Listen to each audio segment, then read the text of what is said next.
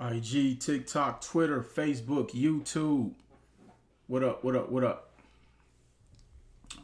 I ain't on Threads yet. Several people done asked me. I don't know. Have y'all even read the terms and conditions? If you cancel your Threads account, you cancel your Instagram. So I'm gonna give it a minute. Let me let the smoke clear first. I don't just jump into stuff. But y'all already know. Let me know where you chiming in from, your business name, your city, all that good stuff. Today we're gonna talk about, a little bit about everything: business, real estate, why I love real estate. We're gonna talk a little bit about that. But I need y'all to share this with at least 3 people. TikTok, I need y'all to run up them likes. Let's go, let's go, let's go. While we're waiting for everybody to come in, so I posted a video clip of my last street cred video. And yo, humans are funny. Humans are very interesting. We got New Orleans in the house. We got Illinois. What up, what up, what up? I'll actually be in Rockford in August.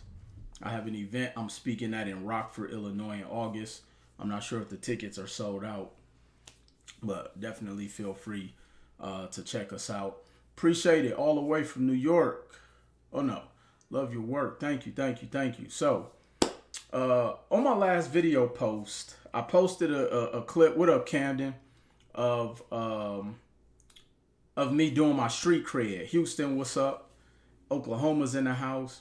And it's interesting because people are in the comments going back and forth like, yo, you only gave them $20 and this, and I'm like, look, let me tell y'all something. First of all, street cred is meant to be funny. It's not supposed to be taken serious. That's the first thing. And secondly, y'all have too much time on your hands to be worrying about like satire. What up, King Andrew? Like, people are really getting upset about the satire that is associated with the street cred.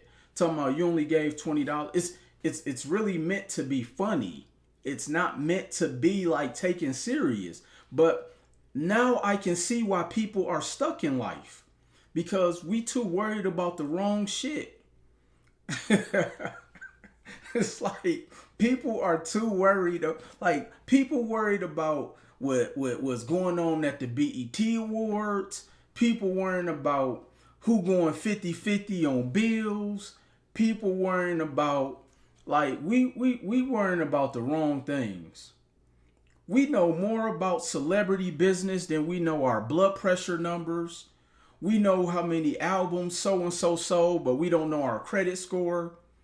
We know like the words to all of the favorite songs that haven't even came out yet, but we don't know the APR of the interest rates of the debt that we have. We can't tell you what our net income is. Well, I can, but we focus on the wrong shit.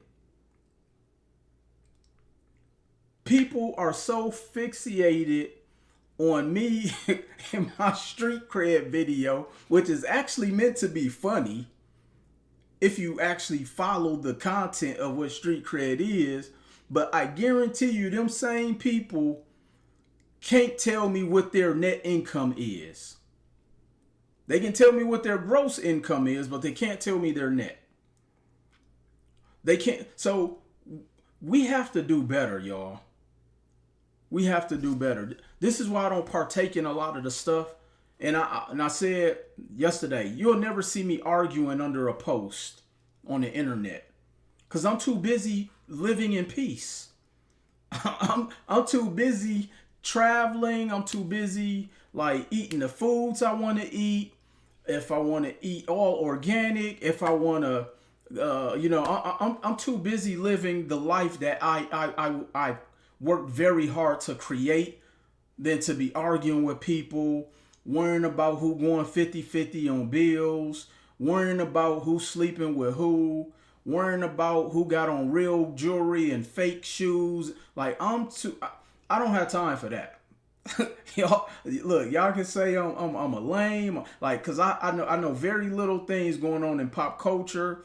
I don't know who got awards at the B. Like, I'm just focused on living the life that Will Roundtree has worked very hard to create, and I come on here to give y'all a couple pieces of information for free. And to the gentleman who was asking, saying that I give the same information. Look, I'm not giving away my best information for free. I have people who actually pay for this. But nevertheless, I just had to get that off. We're gonna talk a little bit about some business here today, because let me put y'all up on something that I know people don't talk about, and that I'm pretty sure the brother who was worrying about the $20 I'm giving away in street cred don't know about the economics of business, because most people don't. Most people, I appreciate your hard work, King Will. King Marlon, what up, man? Most people don't know the economics of their business. Good evening. What's going on, Shay Taylor? And here's what I mean. See, in business, I personally never do a deal unless I know what my all-in cost is. Somebody type in the chat all-in cost. I never do business with any deal unless I know my all-in costs. And let me tell you why that's important. Okay? I bet he had all the free samples with disguises. Right. He go in looking one way, then all right, let me stop. I must know my all-in costs. And let me tell you why knowing your all-in cost is important. See, most people get into business attempting to count the money they think they're going to make right away, as opposed to building a foundation. Let me say that again. Most people get into business counting the money they think they're going to make versus actually laying the foundation. Chicago favorite nail spa. Thank you. Appreciate that. That is a disaster for ruin. That is a disaster for disaster when you go into business that way. Let me put it in layman's terms. Don't start a business for the money. Now, as crazy as that sounds, you don't start a business for money. And this is why I say this. I live in Las Vegas. Appreciate that, Chicago favorite nail salon. Chicago's favorite nail salon said he deserves some hearts and likes. Thank you. See, when you go into business, man, they on the internet counting credit as cash flow income. King Andrew, I wish I was making that up. I did a whole live breakdown talking about credit is not income. People are now playing big bank versus little bank with credit cards. That is not income, family. All right. So one of the biggest mistakes I've made on this entrepreneurship journey, and I've been on this journey since 2003. Wow. This is my 20th year as an entrepreneur. And one of the biggest mistakes I made is I was counting the money before I even made any money. What up, Terrence? I was counting my money before I even made any money. And I didn't know my all-in cost. And what ultimately happens is you start to build a life, or is what most people are doing today. They're trying to create a lifestyle off of money they haven't even made yet.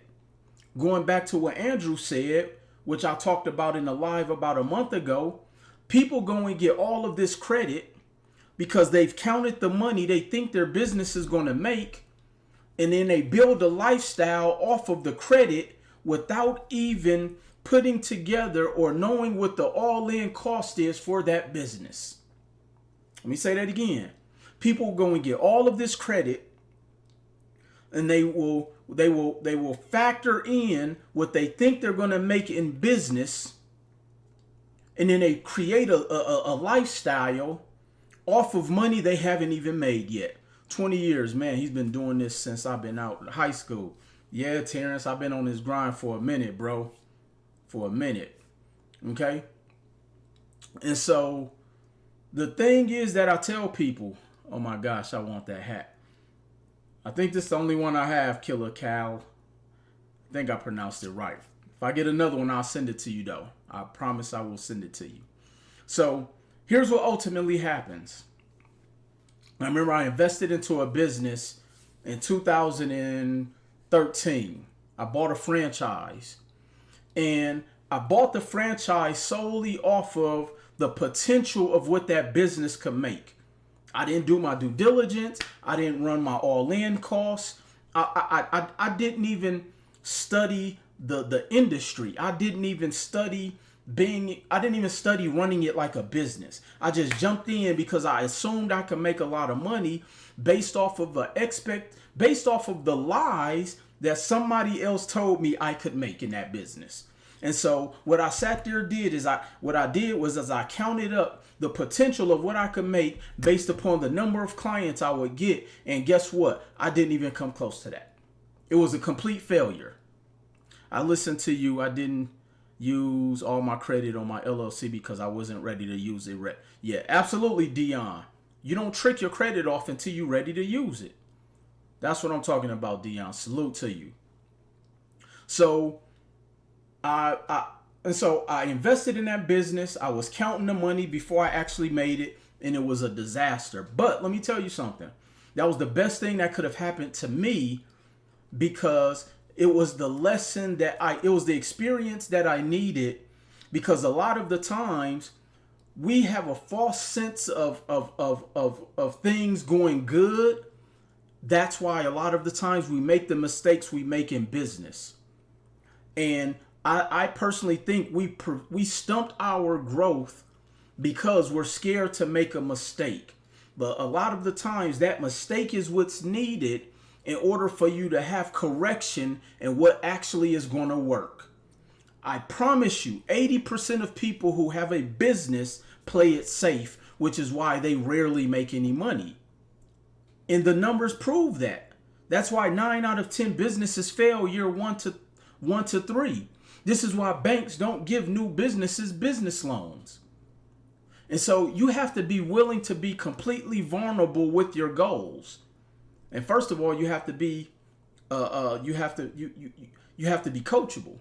And so let me give you an example of what a lot of people are doing. I shared my mistake, and I shared what I've done. And again, all I do is I try to come on here and teach you guys what not to do based off of what I've done and the mistakes I've made. But I was willing to make those mistakes to find the correction.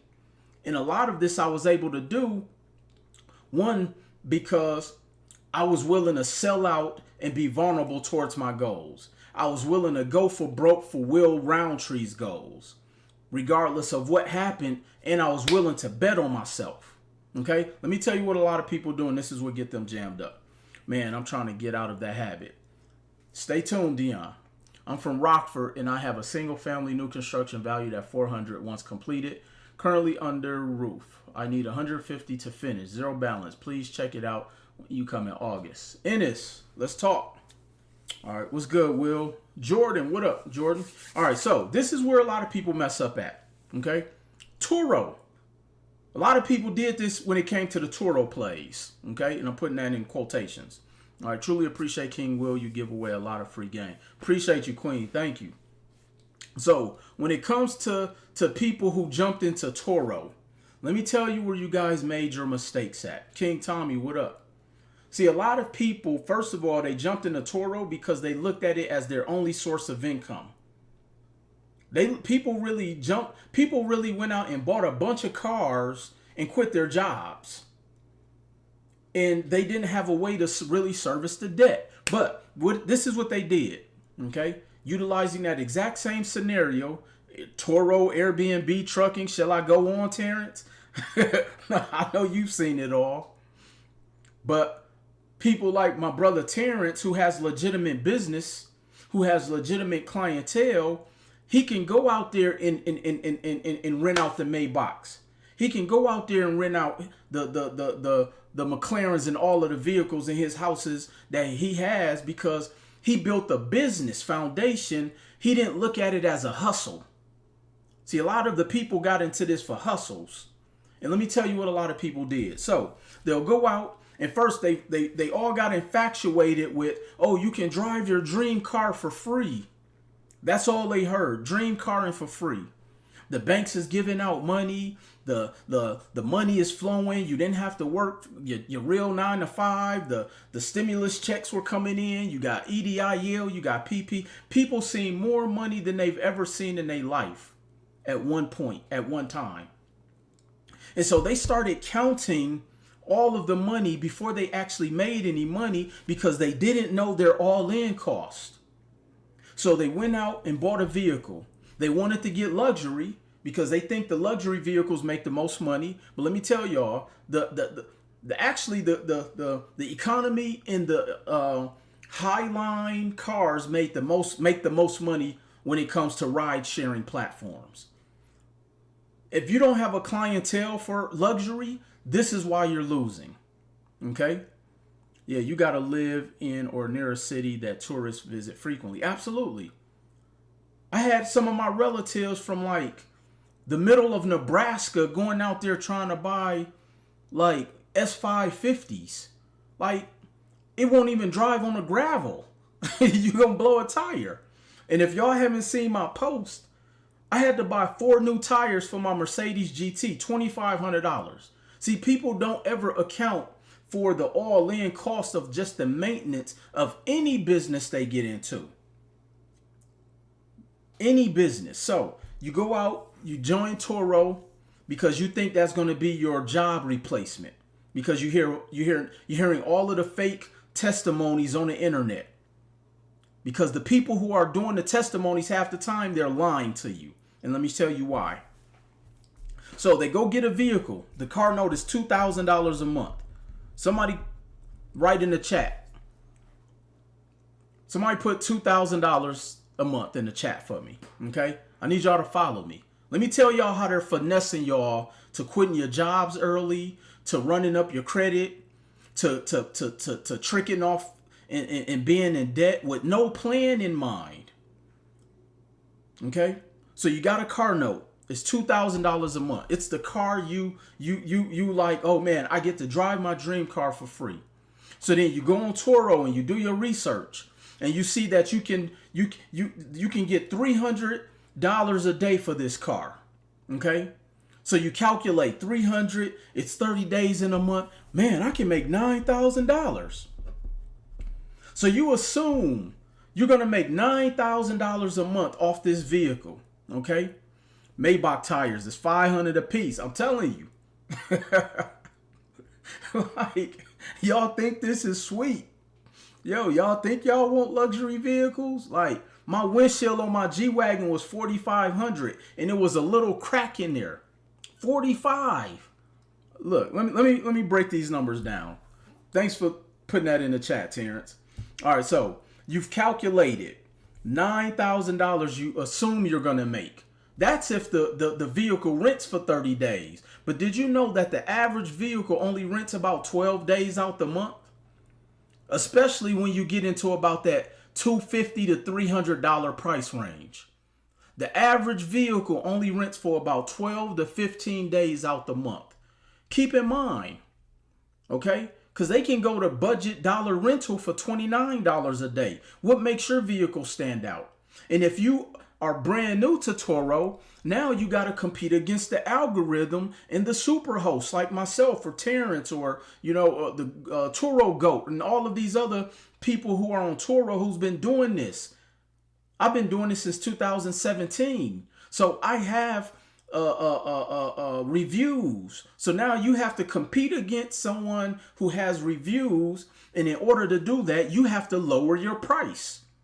So you can't even get the $300 a day. You can't even get the $200 a day because now you're buried in a sea of other people who have the exact same vehicle as you. But let's just say for this example, you were able to get $300 a day. You think it's going to rent for 30 days out the month. And you won't. I promise you. You will not rent it for 30 days out the month. Okay? So now, assuming you rent it for 12 days, $300 a day. That's $3,600 you'll make. Somebody type in the chat 3,600. Assuming, what's up, Kathy? They will want the car for 200 because they want an incentive for taking it that long. Absolutely. But for this example, Terrence, we're going to say they're getting 300 a day. All right. It rents out for 15 days out the month total, not just one person, but total. So you made $3,600 a month, but you've already created a lifestyle off of 9,000. You don't quit your job. You going shopping. You all in Tulum thinking the vehicle going to rent, but no, it's only going to rent for maybe 12 days out the month. So you're going to make $3,600 gross. Somebody type gross.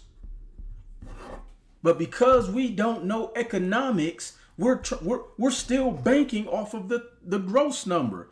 But no. Life doesn't work like that. Okay?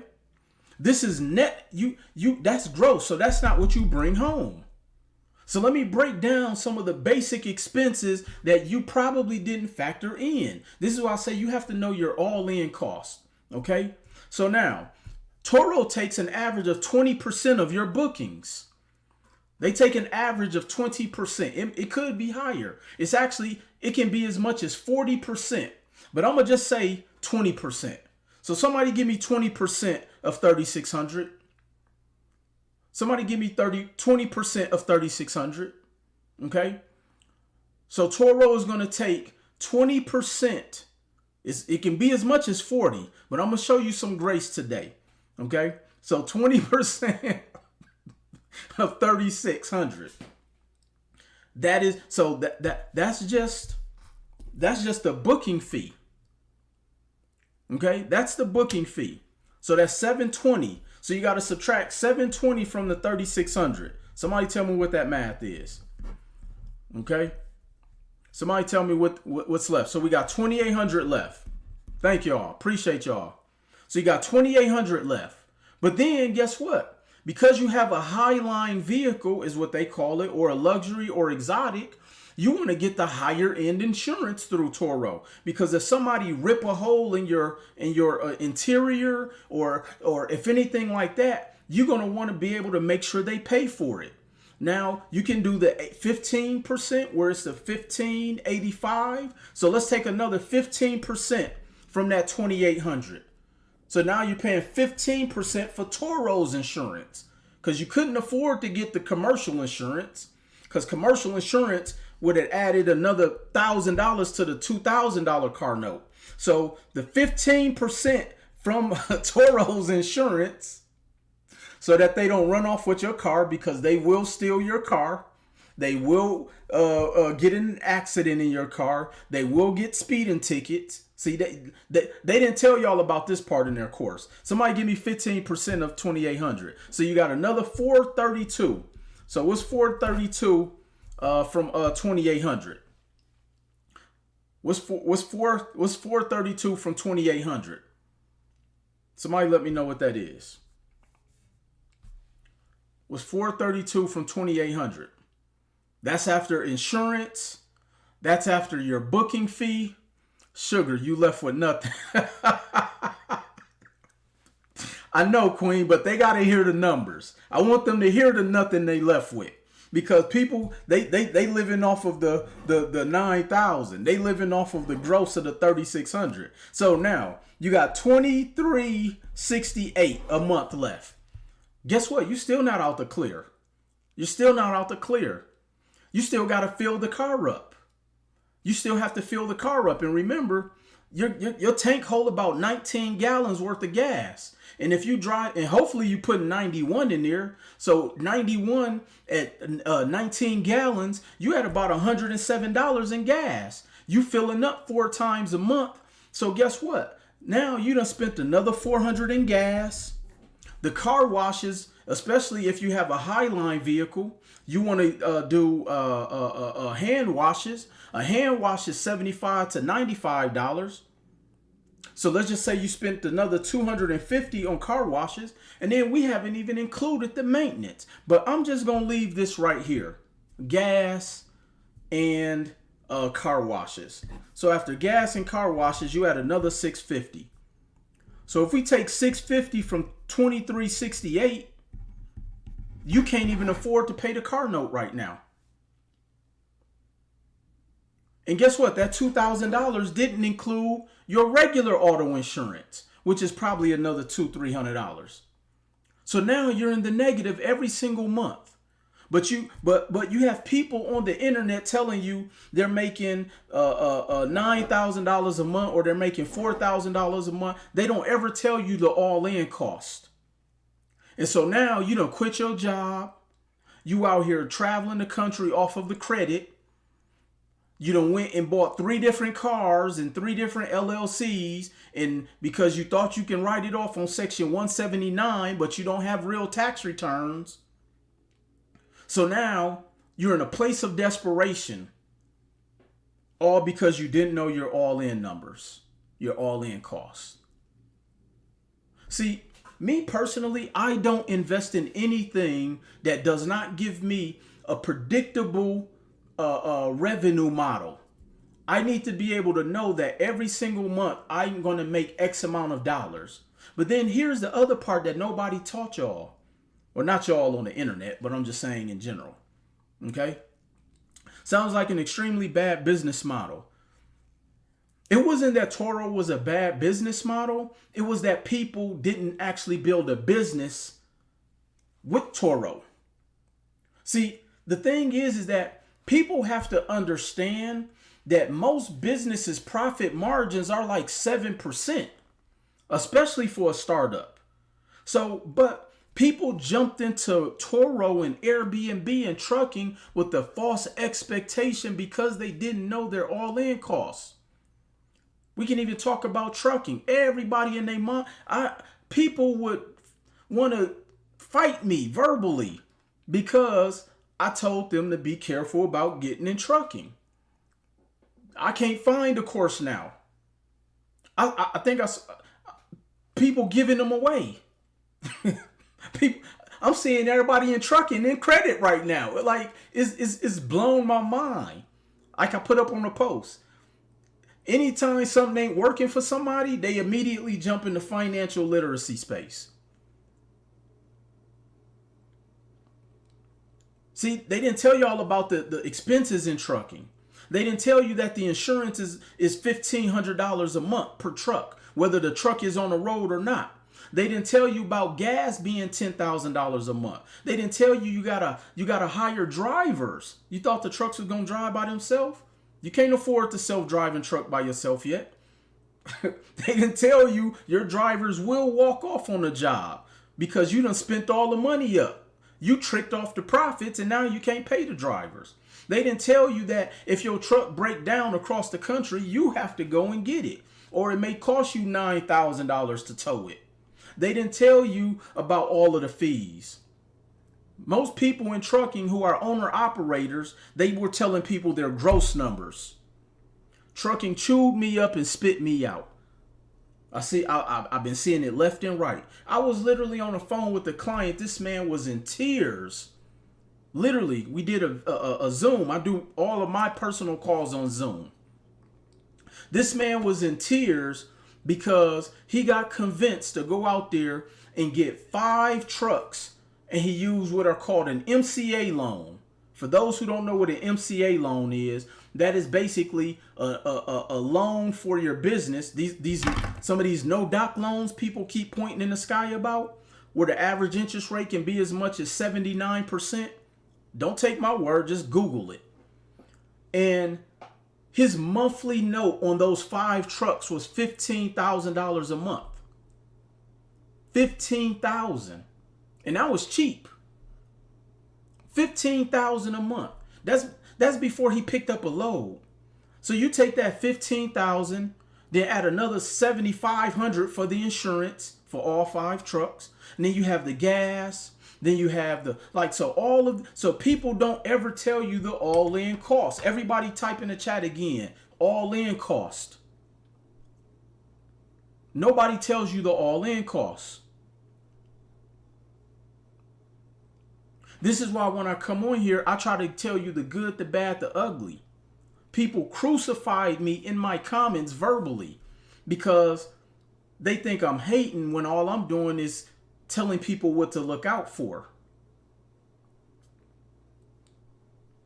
But now let me tell you why. When you don't run those industries, Airbnb, Turo, trucking, why they can be flawed. First of all, most of the people who got into those industries didn't run it like a legitimate business. Brother, I will run local box trucks businesses only up to 250 miles. That's what people should have been doing. People didn't run them like businesses. They were treating them like hustles. Before the paperwork was even dry from the insurance binder, people was quitting their jobs thinking they was going to make all of this money in trucking, thinking they was going to make all of this money in Turo. Airbnb arbitrage. But let me tell you why those models were flawed, especially for a beginner investor, and why I love real estate. Okay? Yeah, they bought jobs. Love you, brother. I love you all the way. You're so passionate, man. A lot of people in America want to be employees only. Appreciate that. Thank you. Appreciate the love. Let me tell you why those models were bought into in a flawed way. Okay? Here's why I love real estate. See, when you go into business the right way, and I'm going to use real estate here. The reason I love real estate is because it gives me a predictable model to be able to know what my all-in cost is going to be, as well as what my net returns are going to be. Because I won't even go into the deal without at least being within reason of what my net return is going to be. It's called doing a deal evaluation. Okay, this is what I teach people in my REI 90, or you can go and Google and watch videos to show you how to calculate your ROI. See, when it comes to real estate, I can already pre-calculate what my net return is going to be during my deal evaluation. I even show people how to do this using ChatGPT. Tells you your ROI in 14 seconds to be exact.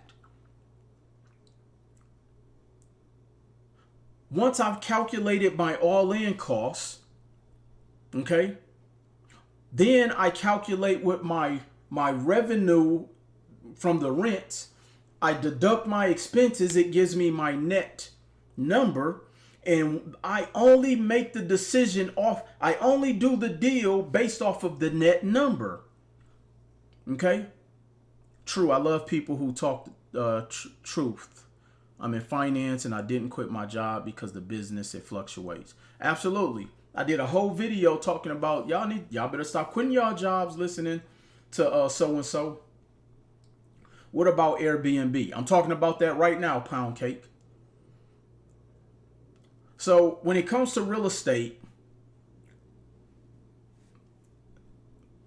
the other thing you want to do, and I want you guys to type this in the chat, is you want to be able to hedge your money. Type in the chat, hedging your money or hedging your investment. See, with trucking, with Turo, with Airbnb, I can't hedge my investment. Let me tell you why in Turo you can't hedge your investment. Okay? For one, as soon as you drive the vehicle off the lot, you lose 20 to 40% of the value. So even if you were to go and try to sell the car back to the dealership 1 month later, you've lost 30% of the value of that vehicle. Okay? And there's nothing long term about that investment, because the older the vehicle gets, the less you can charge for the vehicle. And there is no asset attached to that actual vehicle. So there is no appreciation in the Turo game. So you've watered down that investment strategy. Not saying you can't do Turo, but that should be a supplemental stream of revenue. Okay? And Airbnb, we already saw what happened. They're banning it. The HOAs are coming in, tearing it apart. Las Vegas casinos are getting rid of them. I just had a client who got a $50,000 fine for operating Turo under the table. Airbnb under the table. Trust me, they will find you. But then not only that, a lot of the people who did the arbitrage, they don't own the asset. So if one thing changes, now you're stuck holding all of these leases. So you couldn't hedge your investment. You just lost the money you put in for furniture, for staging, you just lost all your money. And now you're stuck holding these leases. And it's unpredictable. It's only based upon tourism. It's only based upon one particular strategy. Okay, you have one strategy with Airbnb arbitrage. And most people only started doing it as a hustle. They didn't even look at it as an adequate business model because most people didn't do their due diligence. So you couldn't hedge it. Brother, should I make my tenants do renter's insurance just in case? Yeah, or you can put that in the lease agreement, but then also you have insurance. You should have insurance. I'm dealing with the property that caught fire. One of my tenants set the house on fire. Somebody said, Will, you're not mad? I'm like, why would I be mad? I have insurance. And as a matter of fact, for what I paid for the property, I'm actually going to probably get a check for about $60,000. So no, but that's because I run my real estate portfolio like a business. I don't run it like a hustle. I run my portfolio like a business. So, but when it comes to real estate, and when you run it like a business, and when I know my all-in costs, and when I factored in what my net income is going to be, but then if something was to happen in the real estate on that process, I still own the property. And as long as I own the property, here's the property, I can still hedge my investment because if anything happens, I can sell the property. I can do a liquidation of the property, which is when I borrow against it tax-free and go and invest it into something else that continues to hedge this property. But I can't do that with Turo. I can't do that with Airbnb arbitraging. But then not only that, I'm not quitting my job after one property either. What's up, Terrence? Man, what's up? Hey, man, you preaching. You hit a lot of key points. A lot of that stuff I did get into. I did something, but learning how to pivot my foot. Number one, anybody, you can go to MPH Club. That's a company I'm partnered with. I'm partnered with there. So anytime you come down to Miami, South Florida, we the number one car rental company. We got Mayweather, Tiger, you name it, the Kardashians. That's what we're who they come to for the car rentals. The arbitrage, I did that, and then I tried to do the same thing. Let me go around them. They didn't. A lot of them didn't allow it, but I did it anyway. I got burnt with that. Trying to do it, being a hustle, not structuring it right and properly, and I had to learn that. When it came to Turo, I never did Turo or whatever because at this point I was like, okay, I got to take a step back. I got to do this thing right. I got to leverage my relationships when it comes to this stuff. And I remember when it came into Airbnb, trucking, and all this other stuff. And there were just so many opportunities, people coming into money. And the one thing I said always want to do was Airbnb. But here's the thing. I ended up scaling up to like 11 Airbnb. Some of them was mine. Some of them were arbitraged or whatever. But because I'm down here in South Florida, what I was able to do is I was able to get out of some. Other properties because of COVID. I used COVID as an excuse, so it wasn't no penalty or whatever. So some of them I can't even say I broke even. I lost some bread on some of them because it was some good months, some bad months. Or whatever. But what I did do, I kept my most prestigious ones, the ones that was on the beach, overlooking the ocean, had the best views in the city, and I started doing short-term leases, and that was for like 3 to 4 month leases. So people from Australia, people from Japan, people from Austria, people Russia, South America, Canada, they'll come in 3 to 4 months and I'll get a big bag. So they'll rent it out for let's say my rent was $5,000. They'll rent it out $7,000 a month, $7,500 a month. And now I know that's guaranteed for the next 3 months, and I don't have to worry about them trashing the place simply because they have to come back there tomorrow. They got to come back there next week. When they came to the car rentals, right? So I had my issues with that. So you got guys, a Rolls Royce Phantom, man, Big Boy. I'm talking about the DJ Khaled joint, 2020. big ass Phantom. That's a $500,000 car. I remember I got the baby. The baby came down with his whole people. Man, it was about 12 of them motherfuckers hopping off the PJ. None of them niggas had a license. Nobody had a license. Nobody had insurance. And so the baby was like, "Hey man, I got 250,000 right now on me." And I'm like, "Bro, you asking for a $500,000 car? You get what I mean? Not only that, you want your dogs to get the Urises." So it was on some fuck y'all type shit because we didn't want to rent to them. And then we ended up working out a deal where he got the Phantom, and bro, cousin nigga smoking. The ashes from their weed got into the seat of the Phantom. Dog, that's $50,000 to replace the seat. Because they don't take out one seat. That's they gotta take the whole back seat out. That was on a humbug. We couldn't take that shit back to Rolls Royce because now that's on the Carfax. And then when it's time to sell it, it got to be reported to the Carfax. So then we still had to go and holler at somebody that wasn't with Rolls Royce, but that was like a Rolls Royce foreign fixer, and still had to order it from overseas. And you're talking about making $6,000 car notes a month. It's not being rented out. I can't use the profits from another car to pay for this car.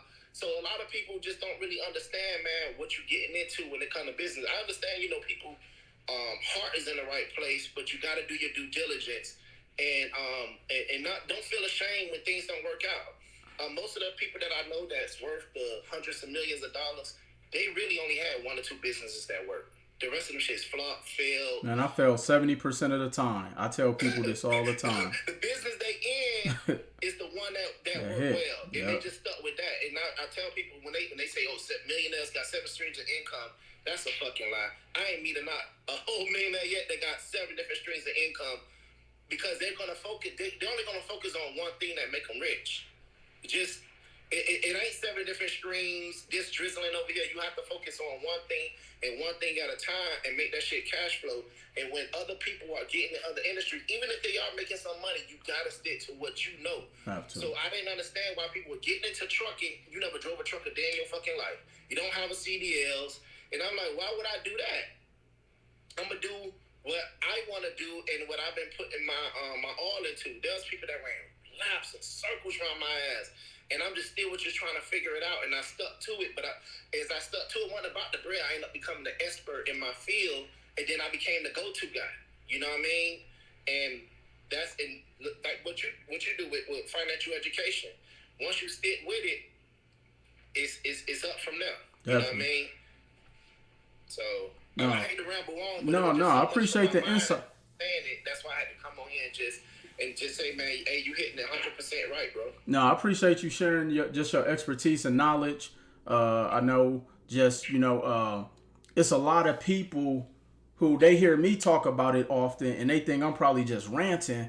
And I'm like, I come on here to try to save y'all because I deal with the horror stories from my clients. And like I tell people, I've never deviated from what I do because I've been in this industry for 20 years and I've had my losses. I've lost 70% of the time. I've made the mistakes. But if those things hadn't have happened, I wouldn't be here today. So I was thankful for them. But I always love when other people can come and share their experiences because I think there's too many people listening to too many people where they think that everybody's perfect who winning. And let me tell y'all, that's not the case. You still have problems when you're making $5 million a year. So, the problems are they're just bigger. Let me put it like that. And so, man, appreciate you, man. Thank you for hopping on, bro. Love what you're doing too, man. Thank you. So I'm trying to tell y'all, this game ain't sweet. You got to know your all-in costs. You got to know your ROIs. You have to know that you're gonna have to pivot. You're gonna experience some losses. Terrence just said it was $50,000 to fix the seats. That ain't on no insurance claim. Let me say that again. That is not on the insurance claim. Do you even have the reserves? Because most people trick off their profits. I did a whole live a while back talking about why most people lose in entrepreneurship because they make $100 and then they spend $102.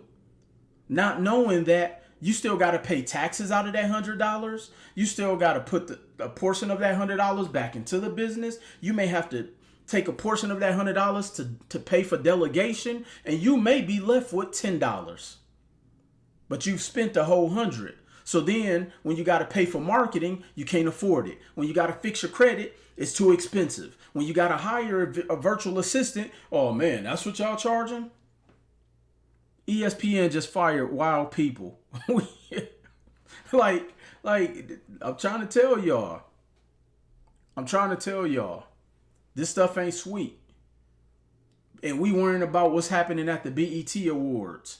We worrying about the wrong things, y'all. We worrying about the wrong things. King Andrew, what up? What's going on, King? What's going on? Man, everything. Talk to the people. Man, I really just wanted to come in here and give you your flowers, bro, because you be dropping free game like your FICO Fridays, where people could have really went out there and built multi-million-dollar companies just off of the free game you drop on YouTube alone. I don't know if you remember, but I knew nothing about credit until I took your courses. Everything I know about credit, and I feel like I've mastered credit, personal and business now. That's all off of the information you taught me off of a course that you probably should have been selling for $10K instead of what you were selling it for at the time to keep it 100. Well, I appreciate but that, man. Most importantly is, for all of you guys that's listening on here, what Will is talking about, more importantly than anything, is basic economics. So y'all need to, like, for all of y'all that's in business, it doesn't matter if it's real estate, it doesn't matter if you investing in paper assets or commodities or businesses, because you can invest in those as well. You need to take the time to go learn basic economics. And to give you a simple example of basic economics, let's say McDonald's French fries for a large fry cost $5 right now. If you trade in $5 for a large fry, then that means you obviously value those French fries more than you value those $5. That's basic economics. You know, basic economics is understanding that what it takes to loan, for the bank to loan one middle class person $10,000 compared to loaning 10 low class people for the same amount, $100. It takes a whole lot more work to loan that $10,000 to 10 low class people than it would to loan that $10,000 to one middle class person. So understanding basic economics will really help you out when it comes to business. And what Will is talking about is economics. Like, you don't hear nobody else online talking about economics. You hear him talking about the funding king, the Turo king, the this king, and that king. Who else can you explain that? Who else can you say who's explaining basic economics? A lot of y'all don't even understand what economics is. So I just wanted to come on here and give you some flowers about that, King, because I don't hear nobody else talking about economics. You know what I'm saying? Like being able to go get a rental property, let's say for $100,000 rental property for $20K down, and then which is leverage, you know, and then being able to build equity in that, and then at the same time go pull it out tax free and leverage it into other income producing assets. And when he was talking about Turo, y'all also need to learn the difference between a depreciating asset and an income producing appreciating asset. Now, don't get me wrong. There's some vehicles out here that appreciate. Not all vehicles are depreciating assets. Right. Will's car is a vehicle that appreciates. And that has to deal with basic economics, supply and demand. You know what I'm saying? So I just really wanted to come on. Appreciate that, man. Because when we worked out in the gym together, I was complaining about I still had a Scar City mindset. I was complaining about the car I had and I wanted a better car. I want this, I want that. Well, bro, let me tell you, with the information you gave me, I've been able to buy a brand new car. I've been able to get a rental property that I'm renting out to a military family in Virginia. I've been able to pay my rent in the condo I'm staying in right now with part of that rental money.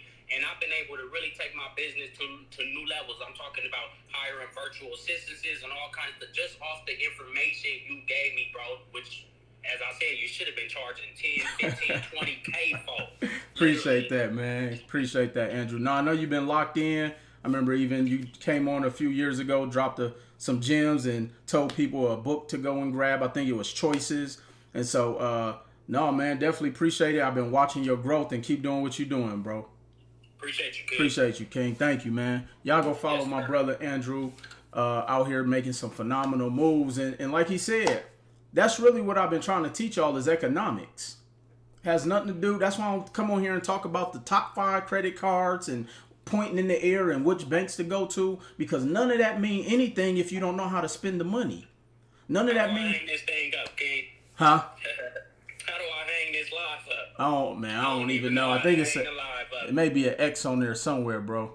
If you could kick me off, go ahead and I'm still on the live listening in, but go ahead and do your thing because you're dropping gems, bro. Yeah, I don't even know how to exit off of that, man. So it's all about the economics and people not knowing like how to leverage their money and make their money work for them. That's what I've really been trying to show you guys. What businesses would you do as a beginner entrepreneur? Businesses that are already making money. See, Nico, what up, bro? Man, love you too, man. Y'all make sure, I got to make sure I get with you too, man. So I'm going to check my messages. So again, this is why I love real estate. But I only do real estate utilizing turnkey models because, well, let me ask you guys this question. At what percentage of businesses fail, immediately? What percentage of businesses fail immediately? People take your ego out of it. It's cool to be a student, remain teachable. That's what I'm talking about, Nico. Hey, I'm a student myself. I still have mentors that I pay. And I don't say, man, that's how much you charge. No, I pay because I value their time.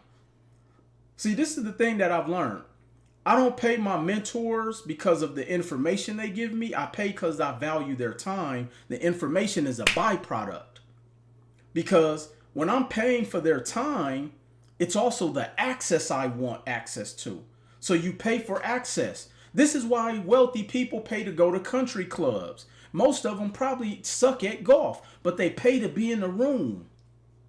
That's another economic strategy. No one wants houses in the hood. Pound cake. Welcome to my page. And you're going to learn today. And I'm saying this very respectfully. See, most successful real estate entrepreneurs buy in the hood. They don't tell you that. But they buy in the hood. Let me tell you why. See, a lot of people most novice real estate investors invest off of emotion. Oh, I want to be where the Starbucks is at. I want to be where the nice school zones are at. And people are going to rent this house because it's the nice school zones. But see, this is how I know people lack infrastructure when it comes to knowing their numbers when it comes to business. See, if you're playing the cash flow game, everybody type in the chat cash flow. You can't cash flow outside of the hoods. You can't. It's basic economics. If your mortgage is $3,000 and you can only rent it for $2,800, you make $0. Your house is nice, but you don't make any money. And the goal for real estate is to cash flow. Unless you plan on sitting on the property operating at a net negative. But most brand new investors cannot afford to operate at a net negative. Hedge funds do, because guess what? Whose money they're playing with? Somebody else's money. So when it comes to the hood, and we need to even stop using that term when it comes to real estate. They're called C or D class neighborhoods. Okay? I'm giving y'all a free lesson. This one really should cost. Like King Andrew said, this lesson I'm giving y'all right here really should be anyways. See, the reason we buy in the C and D class neighborhoods is something called infrastructure. Okay? You might want to write this down. It's something called infrastructure. And with infrastructure in most C and D class neighborhoods, they are on the belt line where most of the economic development for most cities are being dumped into, i.e. downtown areas. Somebody type downtown. See, most of the infrastructures for the cities that are getting all of the local development is called downtown. Let me give you an example. Okay? This one might get me kicked off Instagram. But I'll just use one of the fake pages somebody created of me and get back on it. Cause I got about 10 fake pages. I've been buying real estate for 25 years, but I've never bought a turnkey property using my credit. But I also own all of my rental properties debt free. Just took years to do it. All right, Scotty Hodges, I like that. But debt free is good. You own them all, but let's go buy some more. All right, let's go buy some more and play and use somebody else's money. You could have probably owned another 25 in less than 2 years. Shout out to Ashley Hamilton, the queen of Detroit real estate. Her old strategy was she was buying properties utilizing her tax refund every year. Took her 10 years to get 10 properties. She started coaching with me. In 2 years, she bought 12 properties. She bought 12 properties. So you got to learn to play the game the way the big boys and the big girls play. Okay? Now, let me give y'all some. Let me tell y'all something. Flint, Michigan. Okay? The water supply goes bad. All right? The water supply goes bad. Why? Because they're pushing people out of the C and D class neighborhoods. But then guess what happens? You can go and research this. There was an economic development fund that was put in place for Flint to have waterfront properties.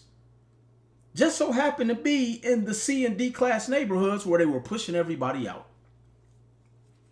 Where my Detroit, Michigan people at? What up, though? Detroit, Michigan. 5, 6, 7, 8 years ago, you couldn't find anybody who wanted to live in some of those neighborhoods. They were pushing the businesses out of downtown. Like, all of this. Banks didn't even want to lend in some of these areas. They said the car industry was collapsing. But let me tell you something about a lot of these Midwestern cities that you guys don't look at because you don't study economics. They will never let Detroit, Michigan fail because it is a major hub for all of the car manufacturers, which is a major economics, which is massive economics for the United States and global. So there are global economic companies in the city of Detroit. They just wanted y'all to leave from those neighborhoods. And now guess what? The values in Detroit has risen drastically. Just go do your homework. See, we call it the hood, but the wealthy people call it economics.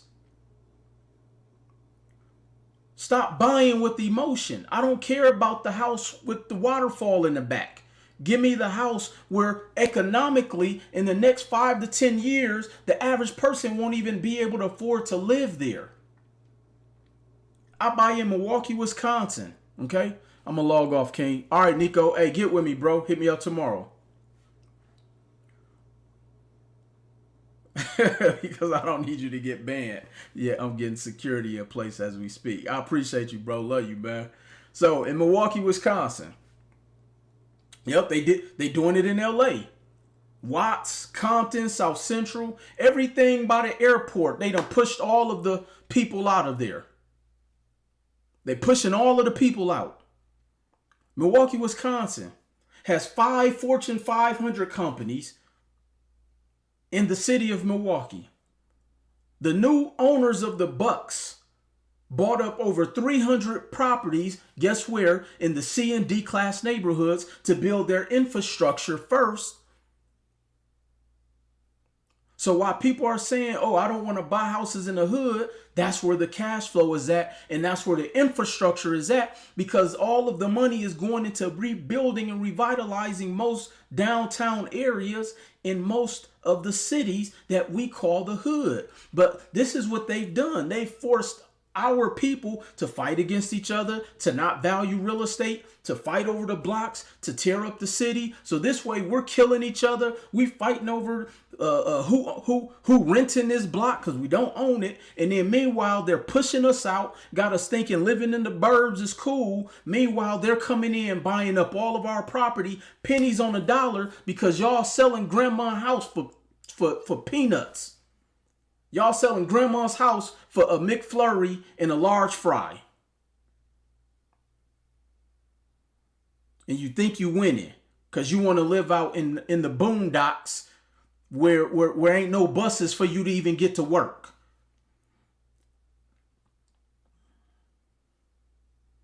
So now they pushing all of our people to the suburbs.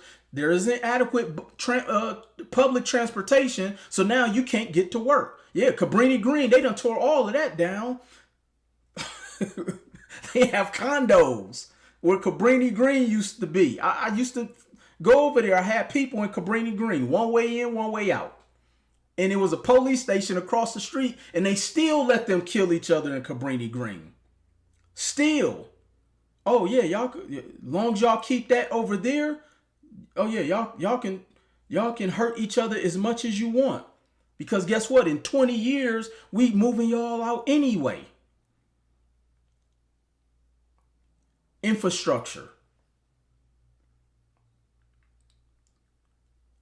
So what I started doing, when I saw the signs on the wall 5 years ago, when I was telling everybody to come to Milwaukee, come to Detroit, come to Cleveland, but no, y'all wanted to be in the high rises with your feet kicked up out there in the suburbs where you ain't making no money. You just look like you got a nice property, but it ain't cash flowing. I know that because all I got to do is Google the address and look at how much it's worth and calculate the rent and know you ain't making no money. This why all of the real estate gurus off the internet right now. Most of them ain't making no money. But while y'all was out there with your feet kicked up, I was buying houses in the hood for $2,500. Documented. Go back and look at my post. I was buying houses for $12,000. And I'm telling y'all, no, I don't want to buy no house in the hood. Now those houses worth $120,000, $190,000, $250,000. I was buying investment properties for $40,000 all in, getting $1,500 a month in rent, and now the properties are worth $150,000, where I can cash flow, take out the equity of that property, tax free, and go buy my bank building. Go buy and invest in other companies. And guess what? I still maintain and I own the assets. That is called economics. But meanwhile, we still over here trying to get into Turo for the little bit of money that you can't even service the car note for because you want to drive your dream car.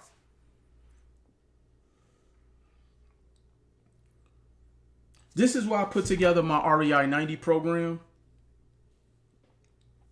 Because I wanted to put together a program that helps you to eliminate the guesswork in business and in real estate. See, I don't teach people just real estate. I teach you how to run a real estate business.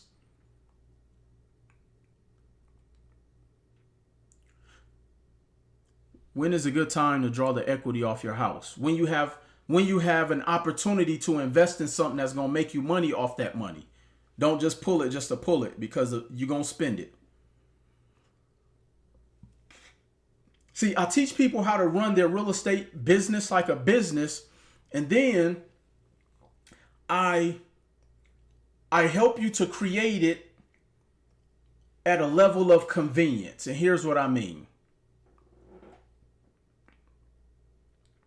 I show people how to build outside of their backyard, but then I give you all of the resources you need to run the business in spite of you being there. This is why I come on here and say 95% of my properties I've never seen before. Why is that? Because I have a team in place, and I'd rather relinquish a percentage of my net profits. So of my gross profits.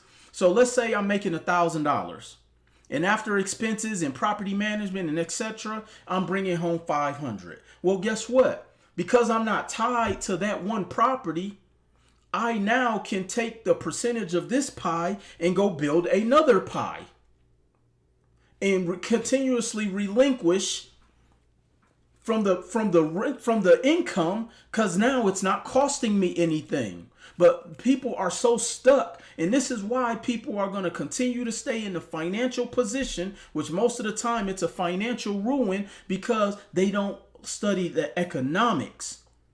Most people get into business because it looks good. Business is not to be looked at as a good thing if you don't have the things to run it like a business. You either bought a job or you're doing it as a hobby. Most people don't even file taxes properly. So you can't be classified as a business.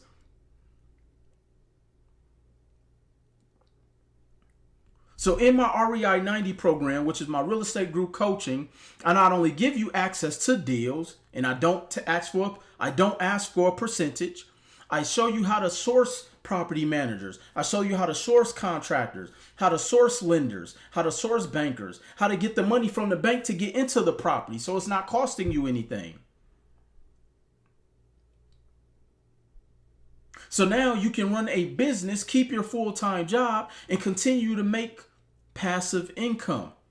I did a post yesterday. Go back and watch the video where one of my mentees who's making $2,000 a month from real estate passively. Some people don't make $2,000 a month on their 9 to 5.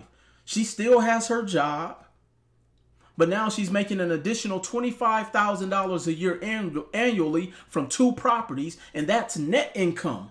That's net.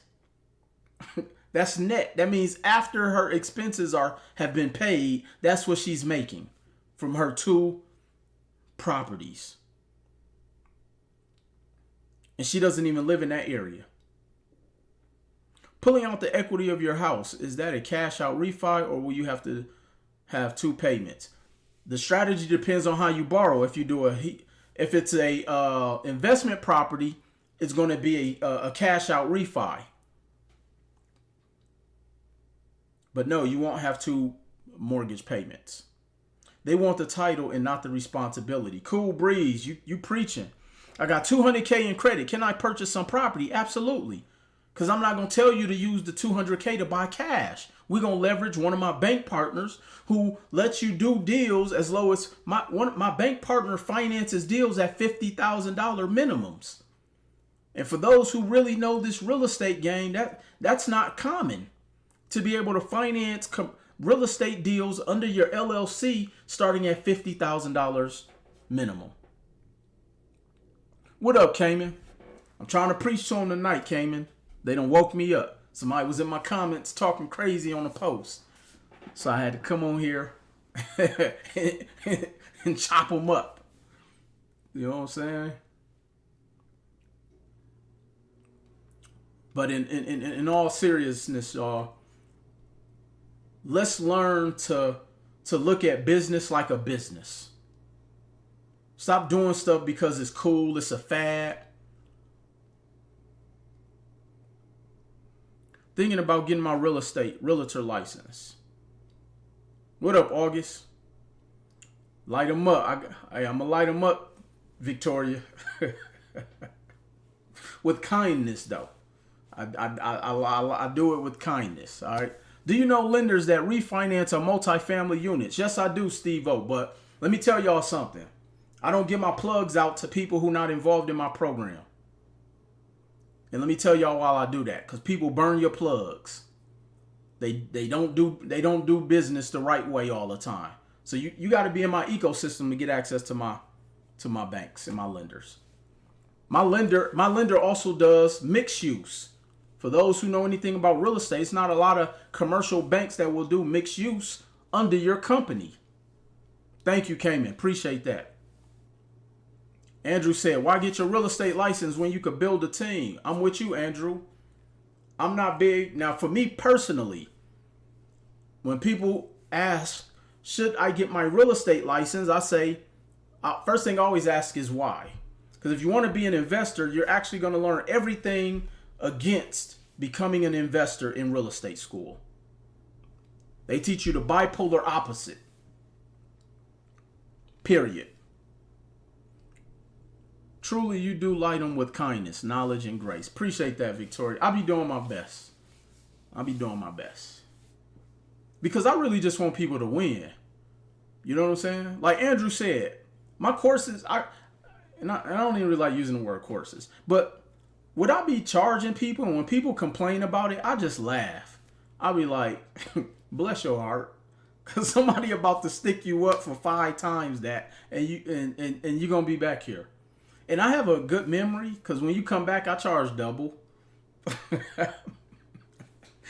When you turn down the first offer, and then you got to come back with the walk of shame, I charge double.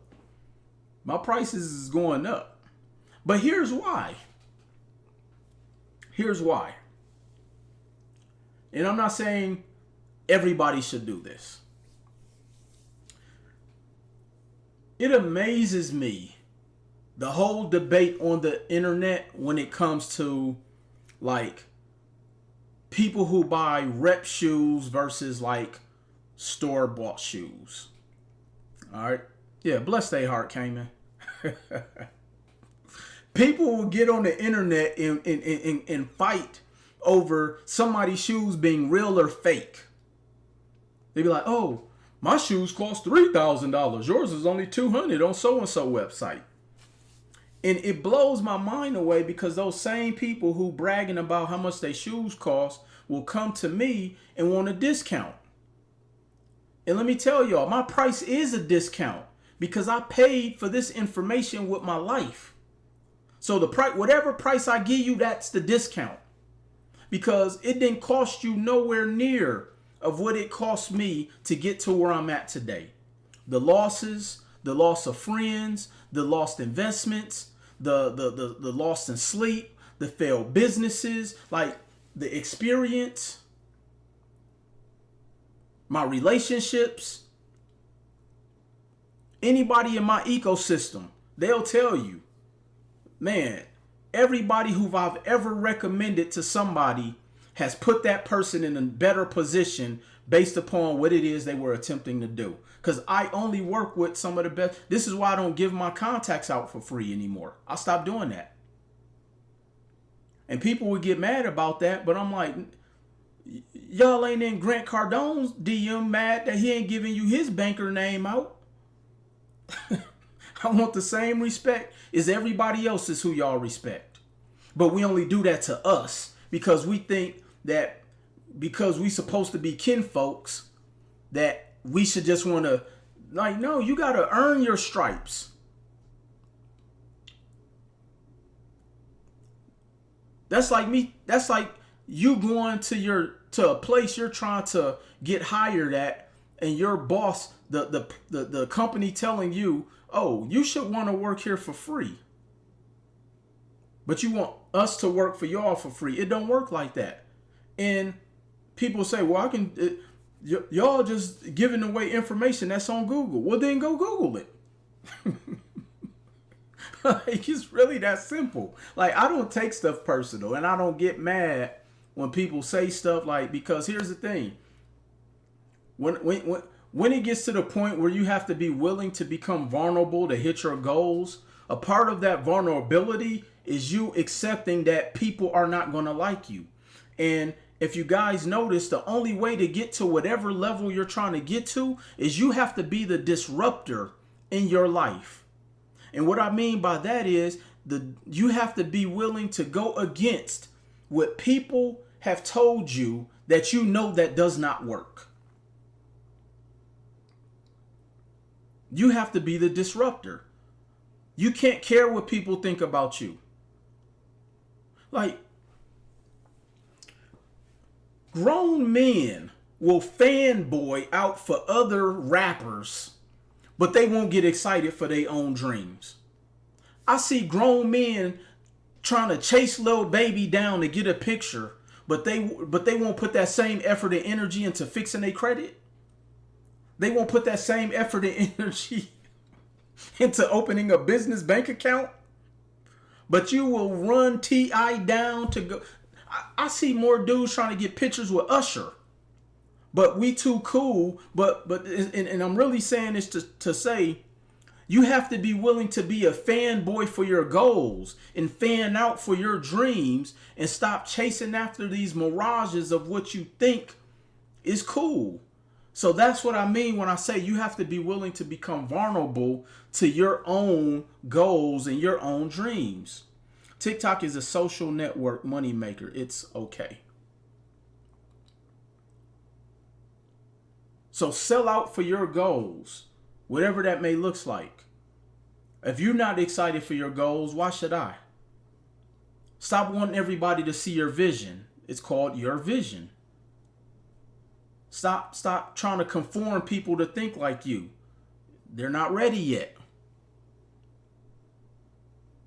So with that being said, I appreciate y'all jumping on here. You guys still have an opportunity. I took 65% off of my REI 90 program. So you can DM me REI if you would like someone from my team to reach out to you. It's 65% off, y'all. Look, at this point, I'm pretty much just giving it to y'all. You know, I still make sure that my team gets paid. That's why I have a cost associated with it, because I have a real company. I have 27, 28 people within my organization, from marketing execs to my CFOs to my CMOs to my accounting team, my attorney who's on retain. Like, I have a real organization, my customer service team. So at this point, I'm pretty much just giving it away, and it's just so that way I have people who I can employ who do great work for me, who I want to make sure I can compensate. So make sure you DM me REI if you would like to get more information about my REI 90 program. It's 65% off up until, I believe, Sunday or Monday. And let's go out here. Let's build an economically sound business. And let's just stop doing stuff for the